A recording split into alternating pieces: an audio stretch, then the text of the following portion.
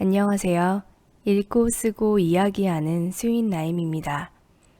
오늘은 호모데우스를 읽고 쓴 글을 읽어드리려고 해요.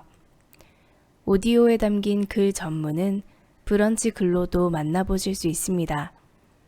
브런치 글 링크는 해당 에피소드 소개란에 남겨놓을게요.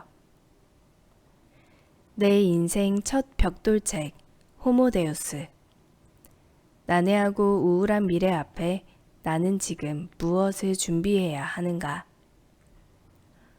호모데우스는 역사학자 유발 하라리가 쓴 책으로 전 세계 900만 부, 국내 55만 부가 팔린 글로벌 베스트셀러이다. 이스라엘에서 처음 출간된 이 책은 2017년 한국어로 출간된 이후 현재까지도 많은 사람들에게 읽히고 있다. 그의 전작 사피엔스가 호모 사피엔스가 지구를 지배하게 된 이유에 대해 밝힌 책이었다면 호모데우스는 앞으로 다가올 미래의 역사에 대해 이야기한다.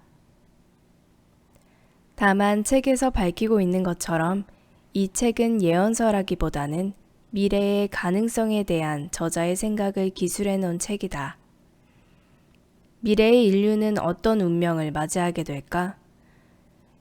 유발 하라리는 이제껏 밝혀진 인간의 역사적 사실과 과학적 사실들을 기반으로 그가 예측하는 미래를 그려낸다.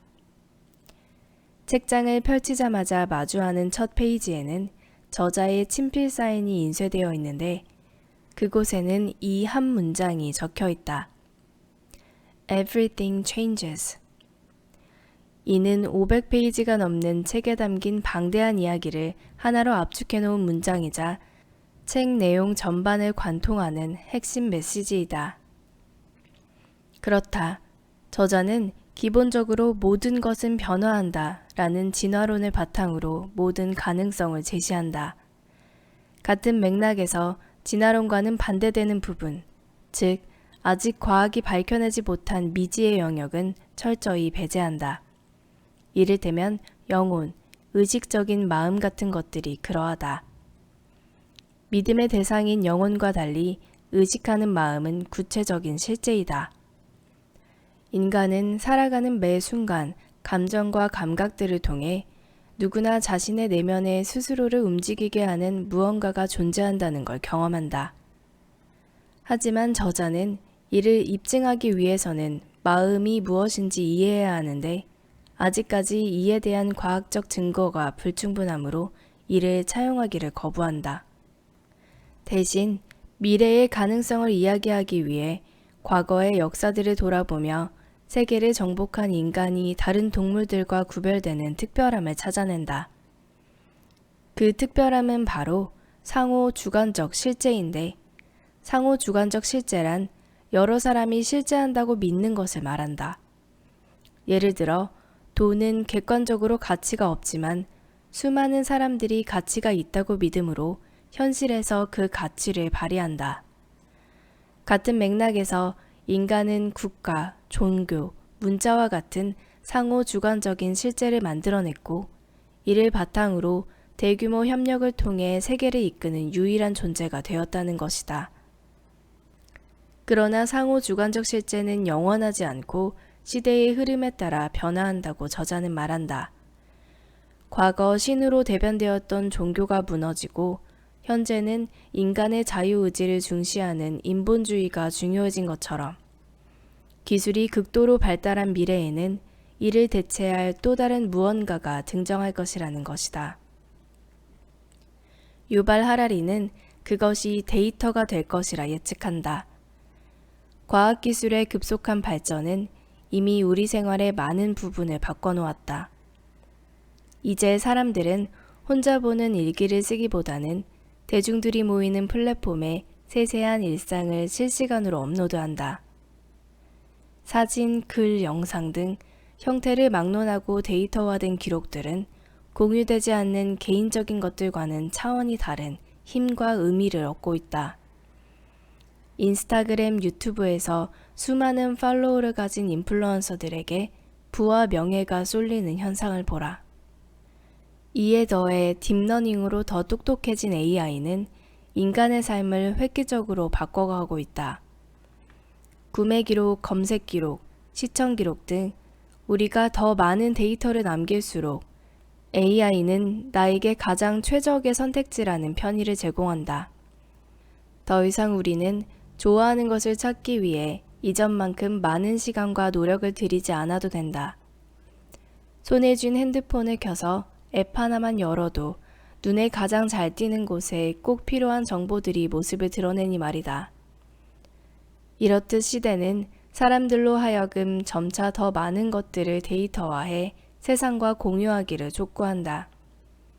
때문에 세계 곳곳에서 실시간으로 쏟아져 나오는 수많은 데이터들은 점점 더 거대한 데이터의 흐름을 만들어낼 것이다. 그리고 AI는 이를 바탕으로 점점 더 똑똑해질 것이다.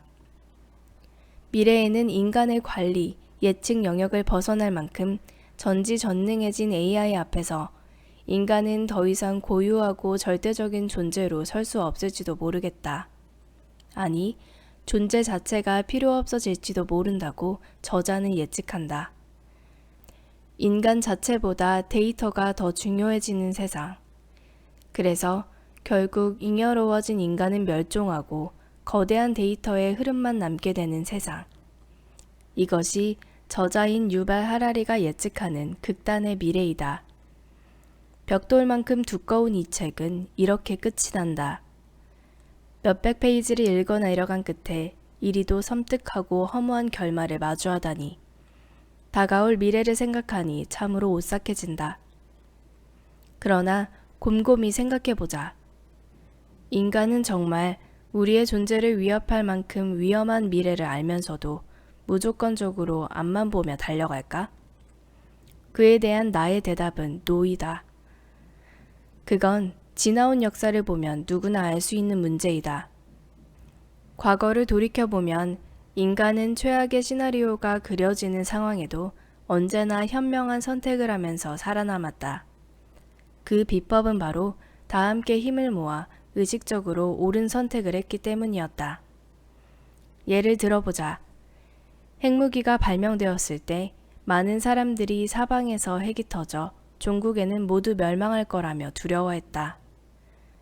하지만 현재 우리는 수많은 핵 가운데에서도 평화를 유지하며 잘 살고 있다. 이처럼 데이터가 중요해지는 시대에도 우리는 서로 협력해 인간의 존엄을 훼손하지 않을 지지선을 구축하며 기술을 긍정적으로 제어하고 발전시킬 것이다. 그러기 위해서는 이 책에서 전면적으로 부정하고 있는 이것을 다시 꺼내와야 한다. 그것은 바로 앞서 이야기했던 인간의 의식과 그 속의 감정들이다. 그래서일까? 책의 마지막 장, 마지막 문단에 이르러서 저자는 자신의 전제를 단번에 뒤엎을 만한 질문을 던진다. 과연 유기체는 단지 알고리즘이고 생명은 실제로 데이터 처리 과정에 불과할까?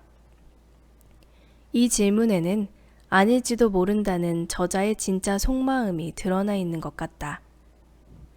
현대 과학의 한계로 인해 우리는 우리 속에 있는 의식을 입증할 수는 없지만 경험적으로 느낄 수 있고 이해할 수 있다. 이 의지는 늘 그래왔듯 앞으로의 미래에도 주요하게 발동될 것이다. 우리는 스스로의 의지로 아닌 것은 거부할 것이며 나의 이익만을 생각해 극단으로 가기보단 세상과 주위를 둘러보고 보듬는 감정을 기반으로 의사결정들을 검토할 것이다. 인류 역사가 그렇게 흘러왔듯이 미래도 그렇게 흘러갈 것이다. 이러한 사실은 우리에게 이 책을 덮으면서도 두려워하지 않을 이유, 미래를 밝고 긍정적으로 볼 수 있는 이유를 제공해준다. 그러므로 우리는 다가올 불확실한 미래를 마냥 걱정할 필요는 없다. 사실 호모데우스 미래의 역사책은 빠르게 변화하는 시대, 불확실해 보이는 미래에 무엇을 먹고 살아야 하나 라는 걱정을 덜기 위해 펼친 책이었다. 그리고 이제 책을 덮으며 생각한다. 미래에 전도 유망한 직업을 찾겠다고 동분서주하며 초조해하기보다 알고리즘에 빠져 편협해지기 시작한 나를 먼저 구해야겠다고. 데이터에 잠식되고 데이터의 일부로만 기능하는 부속품이 되지 않기 위해 우선 스스로 생각하는 힘을 가진 사람이 되어야겠다고 말이다. 그러기 위해 더 열심을 내어 다양한 분야의 책을 읽고 세상을 경험하고 사람들과 이야기 나누어야겠다고 생각했다. 그렇게 키워진 유연함과 폭넓은 사고의 힘이 내 안의 의식을 강화시킬 테고, 이는 알고리즘에 휩쓸리지 않고 주체적으로 살 수 있는 탄탄한 길을 열어줄 것이다. 우리 모두가 기술을 잘 활용하면서도 스스로를 잃지 않는 현명함을 가꾸어 가기를. 다소 편협한 전제를 바탕으로 극단의 비관적인 미래를 그려낸 저자 유발 하라리. 사실 그의 진짜 의도는 우리에게 있을 법한 극단의 미래를 제시하면서 앞날에 대해 진지하게 고민해 보길 바란 것은 아니었을까? 예상보다 더 방대하고 충격적이었으며 도발적이기까지 했던 역사학자의 미래 이야기를 들으면서 내 의식도 다시금 각성되는 느낌이다. 참으로 어려웠고 심오한 책이었지만 챗 GPT처럼 온 세상이 데이터를 중심으로 격변하고 있는 요즘 한 번쯤 읽어볼 만한 책이다. 다만 그가 제시하는 결말 때문에 지레 겁먹고 비관론자가 되지는 말길. 그저 그가 던진 미래에 대한 굵직한 화두들을 토대로 스스로에게 앞으로 어떻게 살아갈 것인지에 대한 질문을 던져보기 바란다.